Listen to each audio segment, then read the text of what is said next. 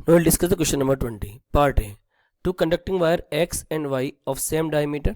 दो वायर है X और Y, दोनों का डायमीटर सेम है. डायमीटर सेम है तो पक्का रेडियस भी सेम होगी. इसकी रेडियस मान लो R1 है, इसको 1 मान लेता हूँ, इसको मैं 2 मान लेता हूँ, और इसकी रेडियस मान लो R है.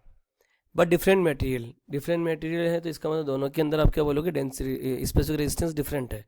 इसका रेजिस्टेंस मान लो ρ1 है, इसका रेजिस्टेंस मान लो ρ2 है. Are joined in series across a battery. दोनों को सीरीज में ज्वाइन कर दो, X और Y को अक्रॉस अ बैटरी. अब इतना पढ़ते आपको एक चीज़ फील होनी चाहिए, सीरीज में ज्वाइन करवा रहा है, इसका मतलब दोनों में करंट सेम है. तो आप लिख लो इसमें भी करंट है 1I और इसमें भी करंट है I, यानी I1 इक्वल टू I और I2 इक्वल टू I. अब ये कह रहे थे number density of the electron in X is twice that of Y. यहाँ पर नंबर डेंसिटी में N2 की वैल्यू लिख रहा हूँ N, तो N1 की वैल्यू 2 टाइम्स हो जाएगी, तो it is 2 times N. Find the ratio of the drift velocity of the electron in the two wire, यानी drift velocity in X and Y निकालना है. आपको पता है सीरीज का फॉर्मूला है, तो आप क्या लिखोगे, I इक्वल टू NeVd. अब क्या क्या चीज़ कांस्टेंट इस सवाल में, सीरीज में करंट कांस्टेंट होता है, E electron number of electron, तो 1.6 10 की पावर -19 तो कांस्टेंट होना ही होना है. तो अब यहाँ से आपको क्या मिलेगा, आपको मिलेगा Vd is proportional to 1/Na. तो मैं लिखूंगा V1 by V2 is given by N2 A2 upon N1 A1. अब मैं सारी वैल्यू पुट करता हूँ. N2 की जगह क्या रखूँगा N, N1 की जगह क्या रखूँगा 2N, A2 की जगह क्या रखूँगा पाई आर स्क्वायर क्योंकि रेडियस आर है, और A1 की जगह में क्या रखूँगा पाई आर स्क्वायर क्योंकि रेडियस आर है.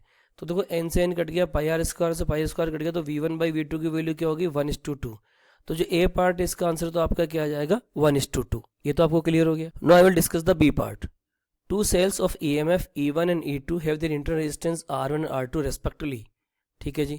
Deduce an expression for the equivalent EMF and internal resistance with a parallel combination when connected across an external resistance R. Assume that the two cells are supporting each other. यानी दोनों के positive negative एक साथ connected है. तो parallel combination of the cell का सवाल आ गया. तो आप मान लो ये आपकी सिचुएशन है, एक सेल ये है, ये इसका इंटरनल रेजिस्टेंस है, इसकी वैल्यू E1 है, इसकी वैल्यू R1 है. सिमिलरली एक सेल ये है, ये इसका इंटरनल रेजिस्टेंस है, इसकी वैल्यू E2 है, इसकी वैल्यू R2 है, और ये दोनों के दोनों किससे कनेक्टेड है, एक्सटर्नल रेजिस्टेंस R से कनेक्टेड है. ये आपका सवाल है. ठीक है, आपको निकालना है equivalent EMF and internal resistance. तो मेरे ख्याल से इंटरनल रेजिस्टेंस में आप लोग सब चैंपियन हो, वो तो आप डायरेक्ट लिख दोगे पैरेलल कॉम्बिनेशन है 1/R equal to 1/R1 plus 1/R2. तो इंटरनल रेजिस्टेंस तो डायरेक्ट आ जाएगा आपका R equivalent is given by R1 R2 upon R1 plus R2. मैं आपको EMF का लॉजिक समझा देता हूँ. EMF कैसे आप कैलकुलेट करोगे. देखो ये पॉजिटिव साइड है, यहाँ से करंट मैं मान लेता हूँ सर्किट में इधर चल रही है, इस करंट को मैं बोल देता हूँ I1 है, और यहाँ से करंट इधर चल रही है, इस करंट को मैं बोल देता हूँ I2 है, और I1 I2 दोनों मिलकर इस वायर में आ रही है, इसको मैं I बोल देता हूँ. यहाँ तक आपको क्लियर हो गया. अब देखो यहाँ से लेके यहाँ तक वोल्टेज सेम होगा, ये आपको पता है.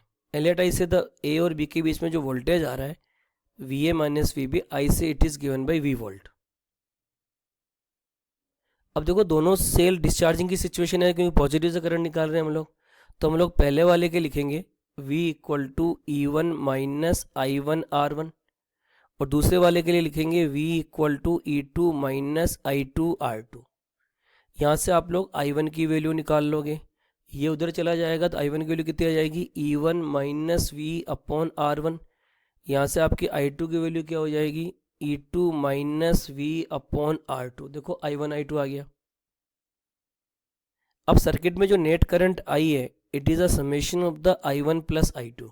ये भी आपको फील हो रहा होगा. तो हम इसको पुट कर देते हैं सारी value. I equal to I1 की जगह में क्या रखूँगा, देखो ध्यान से देखो, E1 upon R1 minus V upon R1. I2 की जगह रख रहा हूँ मैं E2 upon R2 minus V upon R2. Further we will solve it and what we will write E1 upon R1 plus E2 upon R2 एक साथ ले लें, minus V 1 upon R1 plus 1 upon R2 एक साथ ले लें. चलो आगे हम यहाँ सोल्व करते हैं. अब हमें V की वैल्यू निकाल लेते हैं. What is the value of the V. तो it is written that V, just a second, V 1 upon R1 plus 1 upon R2 is return as, ये इधर चला गया तो इधर क्या आ गया E1 by R1 plus E2 by R2. आई उधर चला जाएगा तो कितना हो जाएगा ये माइनस I. अब आगे सोल्व करो. V ये आप क्या लिखोगे यहाँ पे, इसको R1 plus R2 upon R1 R2 equal to E1R2 plus E2R1 upon R1 plus R2, और ये क्या हो गया आपका। अब आप स्टैंडर्ड फॉर्मूला क्या है आपका, V is given by E equivalent minus I into R equivalent. इस डिजाइन में आपको सेट करना है।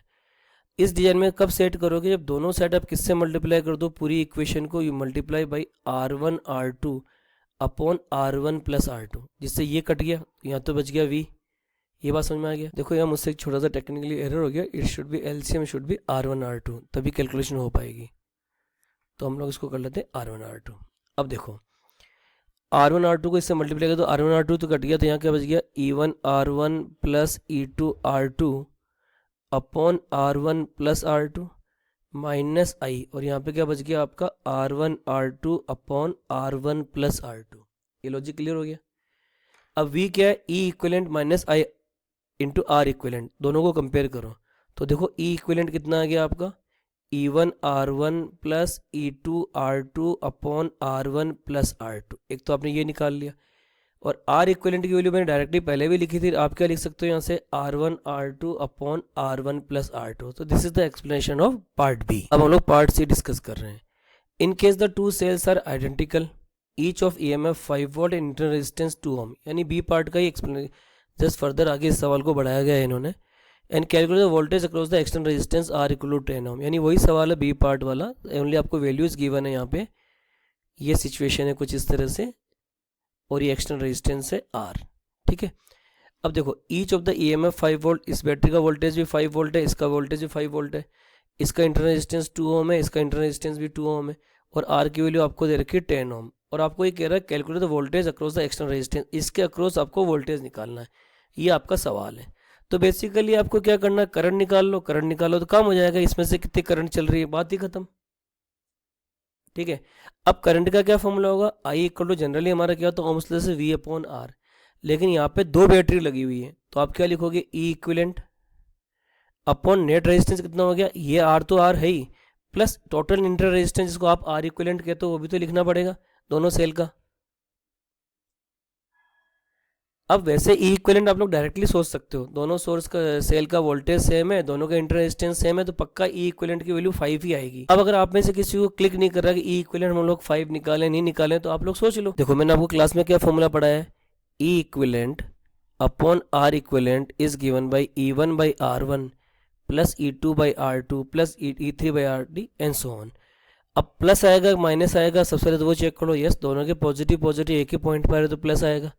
अब मुझे ई इक्विवेलेंट निकालना, तो what I will say E equivalent upon R equivalent, 2 ohm और 2 ओम दोनों पैरेलल में है, तो ये तो 1 upon R equal to 1 upon R1 plus 1 upon R2 करोगे तो आर इक्विवेलेंट तो कितना आ गया 1।